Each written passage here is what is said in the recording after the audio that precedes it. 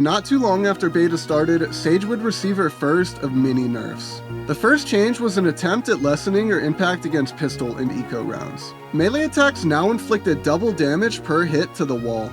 This gave players a high-risk way to break the wall regardless of their loadout. They also changed how slow orbs made noise, now allowing players to walk through the slow without making those crunchy little footsteps. Still, these small changes weren't enough to stop Sage from being a must-pick in nearly every game. Her next change came in the form of another wall nerf.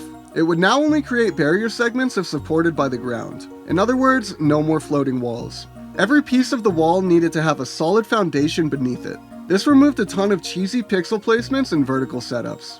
This change was made because players were accessing too many unintended boost spots, leading to impossible crosshair placement. How are you supposed to shoot back if you think bullets are just raining from the sky? But even with all those nerfs, Sage was still dominating. Her pick rate actually went up, from 94% at the ESPN Invitational to a ridiculous 99% at the mandatory .gg Cup. Out of 260 possible selections, she was left out only 4 times. It seems that these small nerfs had little to no effect on Sage's actual impact, being more quality of life changes than actual nerfs. The last patch of beta aimed to change her wall again, and this time her slow orbs too. Funnily enough, even the devs knew how overpowered she was, stating in their notes, "We all know Sage is OP. We've decided to try to reduce some of her stopping power while still allowing her to fulfill her role as the premier staller in Valorant."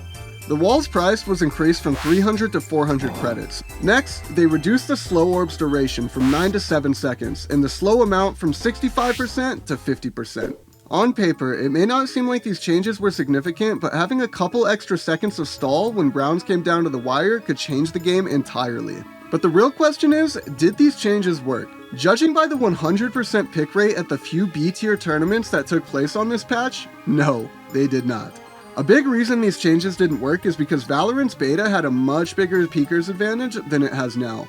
If you were caught in a slow and swung on, you were pretty much guaranteed to die thanks to the massive peekers advantage at the time. These kinds of Sage plays still work today, but back then they were flat out oppressive. Most teams were still running the Cypher Sage combo too, and the duo proved to be too difficult to break, forcing other teams to either follow suit or play at a disadvantage. While the change was a step in the right direction, many more would need to be taken before Sage would see a drop off in play.